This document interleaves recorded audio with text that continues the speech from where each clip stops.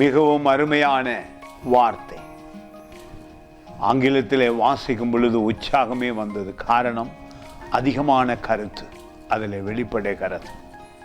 ஆனாலும் இந்த வார்த்தை இந்த நாளிலே உங்களோடு கூட பேசும்.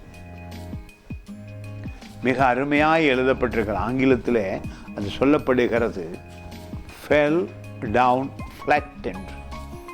எரிகோ மதில் கீழே விழுந்தது என்பதை விட மதில் சாய்ந்து மனிதர்கள் அதில் ஏறி உள்ளுக்கு போவதென்பது ஆபத்தான காரியம். ஆனால் பாருங்கள், இவர்கள் துதிக்கும் பொழுது, தேவனை நேசித்து விசுவாசத்தை அறிக்கை செய்யும் பொழுது அந்த மதில் பூமிக்குள்ளே சென்றிருக்கிறது. அதான் ஃபிளாட் என்று இருக்கிறது. அந்த அதிசயத்தை இந்த நாளில் நீங்களும் புரிந்து தெரிந்து இயேசு கிறிஸ்துவின் நாமத்தினாலே உங்கள் துன்பங்கள், பாடுகள், கஷ்டங்கள், நோய்கள், நொடிகள் எவைகளாய் இருந்தாலும் இந்த நாளில் அவைகளை கீழே தள்ளி நீங்கள் எழுந்து நீக்க முடியும். இந்த நாட்களிலே விசேஷமாக கிறிஸ்மஸ் காலத்தில் பணம் தேவைப்படும், சுகம் தேவைப்படும், சமாதானம் தேவைப்படும். காரியங்களை செய்து கொண்டிருப்பீர்கள். எந்த நாளும் தேவைப்படுகிறது. ஆனால் இந்த காலத்தில் அதிகம் நேசத்தோடு பிள்ளைகளோடு மகிழ வேண்டும், காரியங்களை செய்ய வேண்டும் என்று பயம் வேண்டாம். பாருங்கள், இந்த வார்த்தையின்படி அதிசயம் உங்களுக்கு நடக்கும். சொல்லுகிறது யோசுவா 6:20, எக்காலங்களை ஊதுகையில் ஜனங்கள் ஆர்ப்பரித்தார்கள்.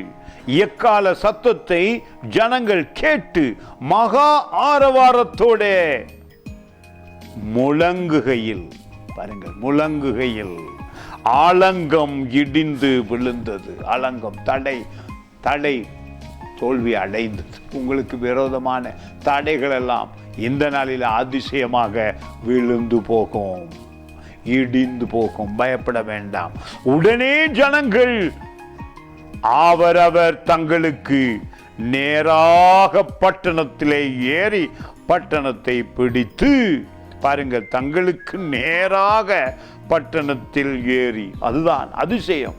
அவ்வளவு பெரிய அந்த மதில் இடிந்து விழுந்தது. அலங்கம், அகலமான ஒரு அலங்கம் இடிந்து விழுந்தது மட்டுமல்ல, தேவ பிள்ளைகள் விசுவாசத்தோடு நம்பிக்கையோடு துதித்த பொழுது அது மண் குள்ளே ஆழமாய் போய்விட்டது, ஃப்ளட் ஆகிவிட்டது. அந்த அதிசய தேவன் உங்களோடு இருக்கிறார். God bless you.